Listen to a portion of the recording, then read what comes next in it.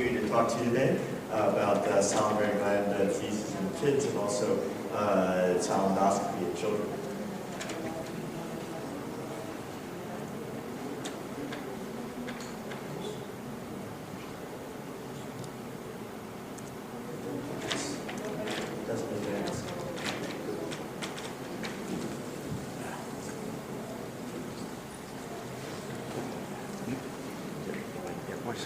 So I have no disclosures at all.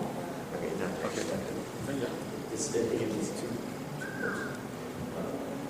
So pediatric salivary gland disorders typically are going to be in several different categories: inflammatory infections such as viral, bacterial, and other inflammatory disorders that are chronic in nature or autoimmune. You can have obstructive lesions. Like Cialis or ductal stenosis, or abnormalities, iatrogenic type injuries to the ducts from dental appliances, braces, so forth, or neoplasms. And I'm not going to talk about neoplasms today. Looks like I have to be closer to this. Okay, I'll just do this. It's easier. So for the viral gland swellings that occur, typically more commonly it's going to be more commonly it's going to be mumps, the most common problem that may occur, and probably causes swelling in infants. Incidences peak about 2 to 14 years of age. Cytomegalovirus is also a very important form of swelling for viral origin occurs in about anywhere from 40% to 100% of the population, and up to 20% of children come in contact with CMV before puberty. HIV is also important to consider and think about, and primarily involves the parotid gland, often unilateral.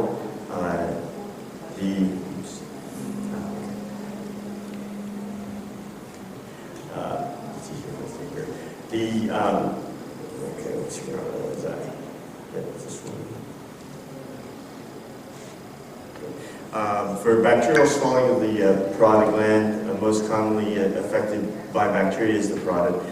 Greek-based strep, Staphylococcus aureus is the most common in that area. Treatment typically antibiotics, massage, sialagogues, such as lemon drops and sour items, and hydration for kids. Sometimes it's not always easy to get kids to go along with these remedies, especially with parents. They may not want to really encourage their children to do, especially the sour drops or the sour medications.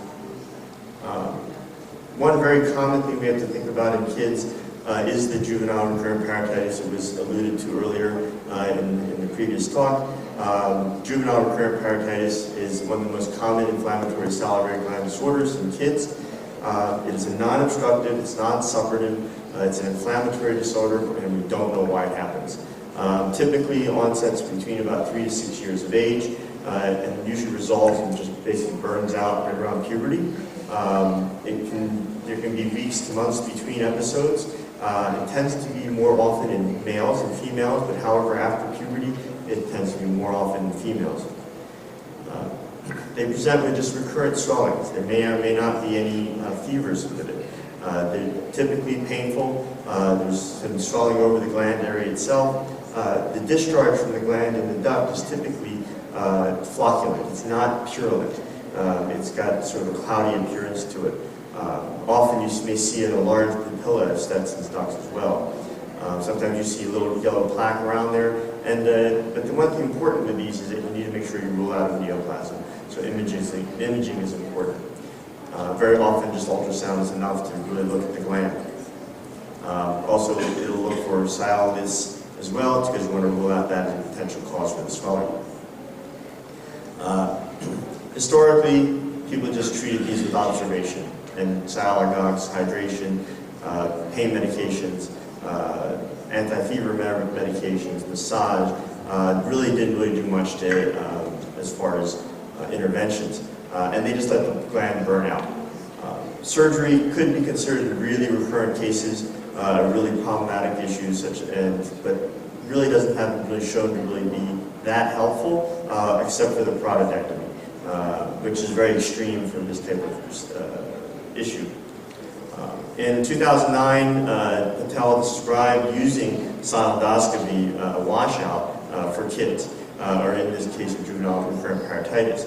And when you do a sinusendoscopy on these individuals, you see the duct is very pale, atrophic. There may be some debris within the duct, and then you irrigate out that debris, and with saline, sometimes saline with steroids.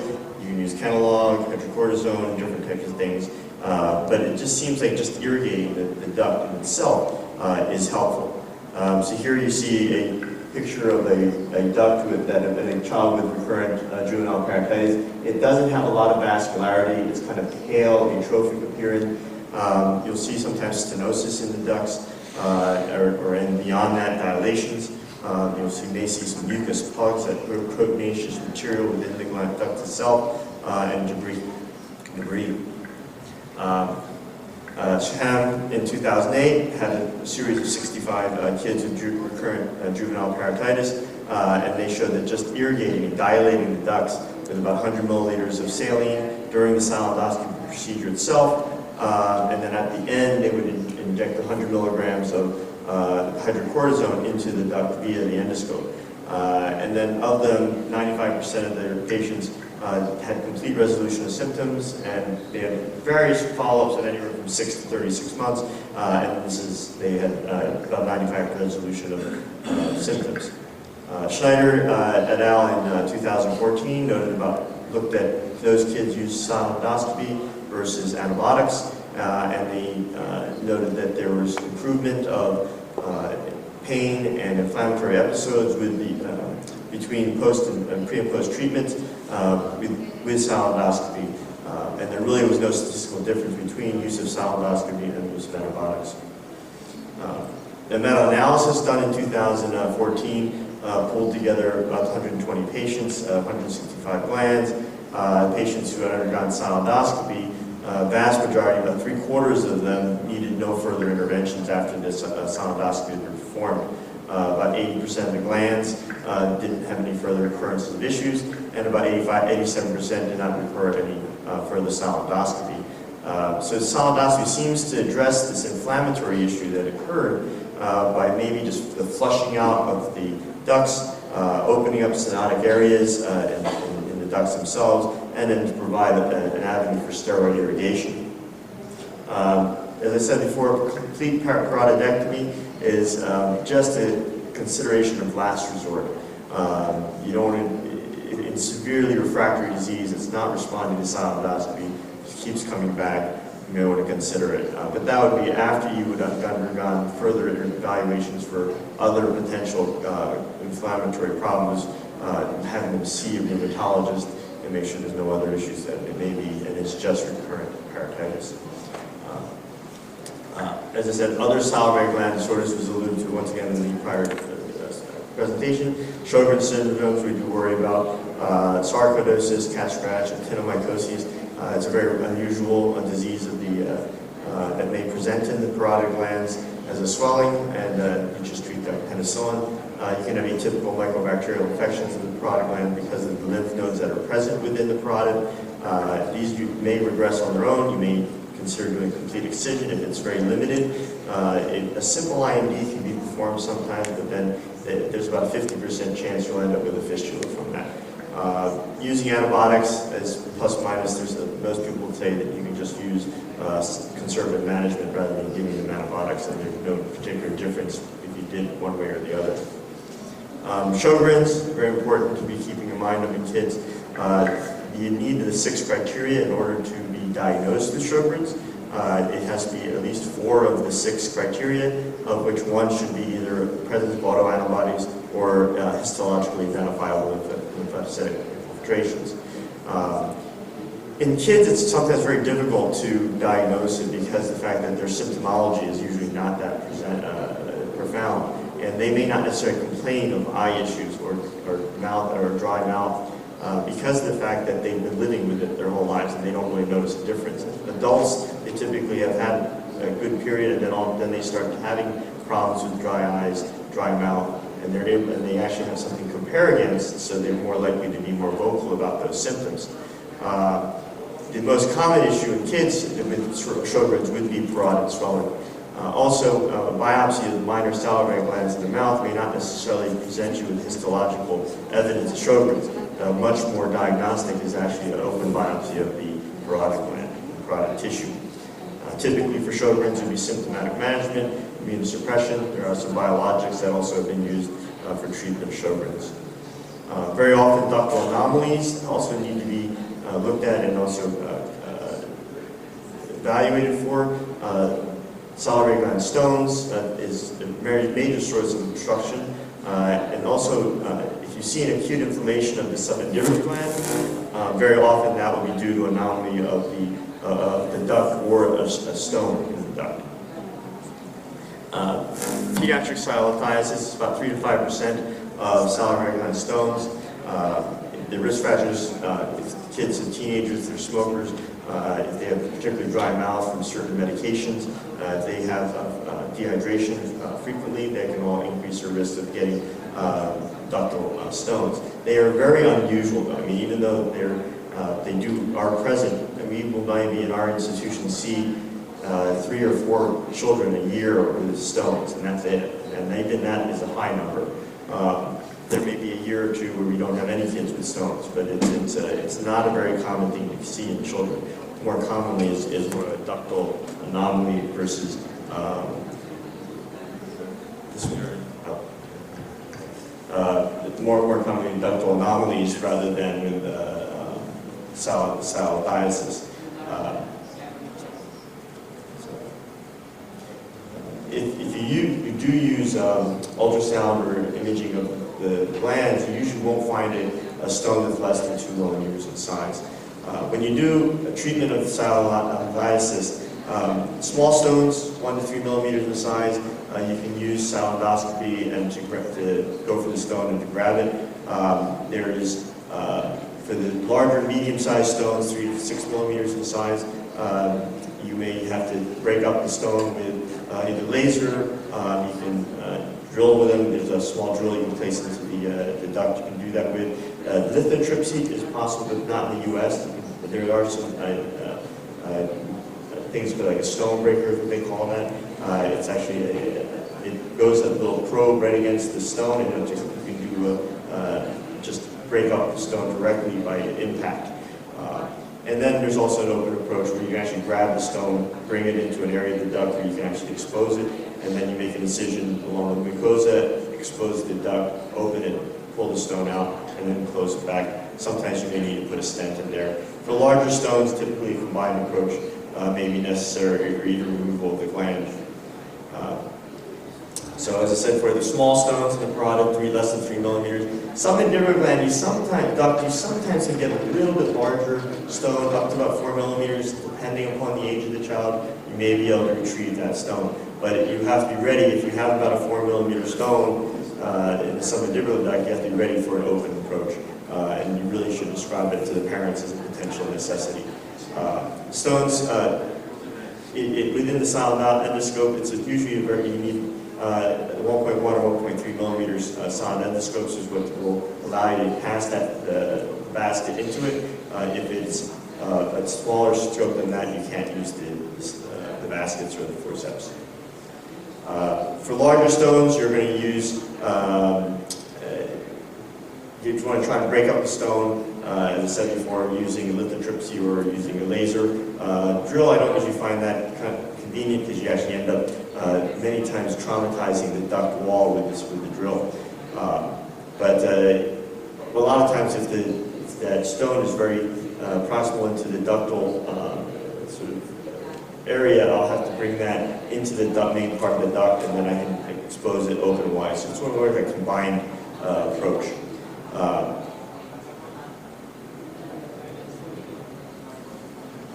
One other thing we worry about, and being a thyroid surgeon, I worry about with radioactive iodine exposure is radioactive iodine-induced salivaritis. We don't see very much of it, but since there wasn't a time and period in the U.S. where there was a lot of kids getting a lot of radioactive iodine for treatment of thyroid disease, we do see some radioactive iodine-induced salivaritis. So salivary glands, as we know, do concentrate iodine, and then because of that, you're going to get some dose-related effects to the glands as well as to the ducts themselves. The serous gland are more susceptible to radioactivity than the mucinous glands. Therefore, the parotid glands are much more likely to be affected than the submandibular or the sublingual glands.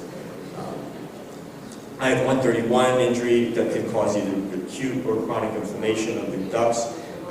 Ducts themselves can either get narrowed, there can be strictures. You can have alterations in the saliva, getting from less serous to more mucinous, so they may be more likely to have an obstruction of the duct from that change of the saliva characteristic into more thicker saliva. So that saliva can sometimes stagnate within the duct and then more likely to become infected, or you can get some swelling from the mucus plug that within the duct itself, causing backup of saliva into the gland, especially exacerbated during meals. Sometimes they may complain of some dry mouth, also taste alteration, because of the change of the saliva into a different form of and different consistencies. So there was a study back in 2013 showing that people with differential thyroid cancer that were treated with radioactive iodine, there's definitely a dose-related increase in salinitis in those individuals. If you go above 150 millicuries of I-131, then you're going to be significantly increased, about 2.5 times more likely to get salinitis than if you didn't receive the radioactive iodine. For prevention of radioactive iodine-induced salinitis or salivary problems, they recommend significant hydration, salad gobs, try to basically keep the radioactive iodine from building up within the gland and within the ducts. You want to make sure they're not on any medication that may reduce the production of saliva. You may actually give them cholinergic medication to kind of encourage the production of saliva. Massaging of the gland, anti-inflammatory medications, maybe even steroids, may be a potential use. When you look at post-radioactive iodine glands, you very often see, once again, much like the current parotitis, this sort of atrophic, pale mucosa with a lot of ductal debris within it. Sometimes you'll see these mucinous plugs present when you do soundoscopy. By doing irrigation by soundoscopy, help remove those ductal plugs. Also, you can dilate the ducts themselves and sometimes place a stent to help keep that duct open. There are multiple studies of the use of soundoscopy to help with reducing the symptoms from radioactive-induced salinitis, and the instruments we use to dilate the papilla and the duct themselves help with the drainage, and then we very often will place a stent in there afterwards to help with maintaining that and allowing it to heal well.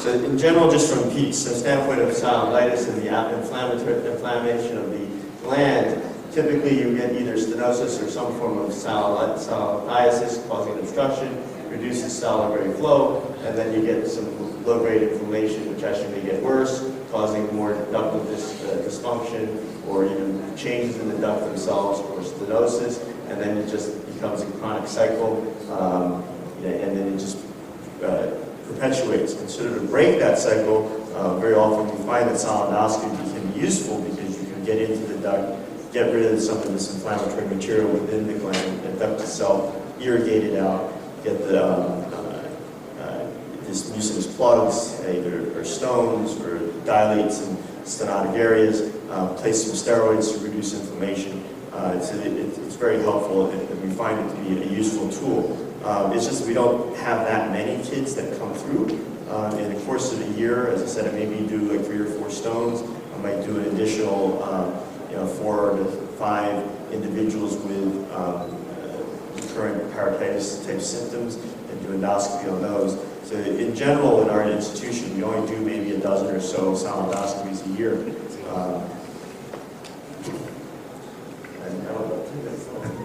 So really, for salivary gland disorders, we want to make sure that when we use imaging, we want to really rule out neoplasms as potential cause for the esophaginitis. We want to examine all the glands and identify potential stones. So the most commonly modality we will use is ultrasound, and probably is the most useful. The others are nice as adjunctives, but usually we don't rely upon them, especially in kids with the MRI or the sonograms. It's very difficult to do. You have to do them under sedation, so it's usually not as useful of a modality. In salivoscopy in general, it's a very intensive as far as equipment is concerned. You need an OR team that really knows this equipment and is able to help you. It is a procedure that's going to require more than two hands that you have. The airway itself needs to be managed very importantly. Typically, when I do a salivoscopy, if I have a unilateral parotid, I'll do an oral intubation is fine. But if I have bilateral disease or a submandibular, I'll have to do a nasal intubation. We typically would place a bite block, and then we have these cheek retractors that help to pull the cheek aside, so you really get a good look inside the mouth. Sometimes if we're working under the tongue, we'll place a stitch in the tongue to help suspend it. Sometimes I use a Mayo stand and then just actually suspend the stitch from the Mayo stand, and that will actually allow the tongue to be pulled out of the way, and then you have a clear view to the floor mouth. There are these commercially available dilators that you can use to dilate the ducts, and then introducers that help to prevent recurrent injury as you put the scope in and out. Typically, you don't want a high light level. You don't want to, especially if you're using a xenon light source. You can actually burn the duct if you use too high of a light intensity. The LED light sources are less intense and less hot, so that you can actually use at a higher level. You just need to be really cautious of the xenon light sources, how bright of the light you're using. You can palpate the gland, kind of massage it, find where the material comes out of, the saliva comes out to help you locate the duct opening, especially under the tongue. Sometimes I'll use a little bit of methylene blue right around the duct opening, and then as you massage the gland, you actually see an area clear around the ampulla, so that you can actually cannulate that. Angle as you go in is everything. You have to really follow the duct along in its direction as you go, and then as I said, you need more than two hands. You need somebody helping hold the endoscope. You need somebody helping giving you the next instrument. You need the next dilator because you have to move along very quickly. And then also there has to be somebody that's irrigating for you. So I usually have an individual that's just squeezing this large syringes, and it takes a little bit of force to do it. Or you can usually use one of the scope washers to actually help pump the saline in through the scope. It's a very small hole in the endoscope, so it requires a fair amount of pressure to get it to allow the flow of material. Usually there's a lot of equipment that you need. This is a Marchand dilator set. Typically I just have them put everything up for me, and then I can just go right along, because you want to be able to get to go pretty quickly. You don't have to be looking for the next size dilator. Post-operatively, once we're done the salivoscopy, I really want to make sure that this stays open. So I do a lot of hydration. They're going to get a lot of swelling around the area, so I typically will warn the parents of this, and that they massage, that they will help to get some of that edema out. Also, elevating the head of the child is also important as they sleep, helps drain the face area. I don't usually use antibiotics unless I did anything invasive or I placed a stent. Then I'll give them an antibiotic for a little while. If I've done it, analgesics, typically just Tylenol, Motrin. I don't use any narcotics post-operatively. And there's a lot of potential complications to these procedures. I typically warn the parents that you can get either create a stricture of the duct, you can actually cause a rupture of the duct itself with the endoscopy and the dilations. You can avulse it from its origin. You can create infections, problems from the granule formation. You can get the basket can actually get stuck in the duct. If you have a stone that's really adherent to the duct epithelium, and you grab it with a basket, sometimes that basket, the stone will move, and then the basket's locked onto the stone, and you can't get the basket out. In that case, then you would be forced to do an open procedure, make an incision, and then open the duct, and then release the stone. Also, you may get some injuries of the lingual nerve temporarily, sometimes with airway compromise, especially if you over-irrigate into the submandibular area, and if you get a false passage or you perforated your duct, you can extravasate a lot of fluid into the neck, into the upper neck area, and then you can get potential airway obstruction. And then you always have to tell parents that there is a chance you may have to resect the gland if you run into an issue such as a stone far into the duct where you've locked on in the actual basket or the retrieval device is actually stuck inside the gland. Then you may need to actually resect the gland itself. Thank you. Any questions?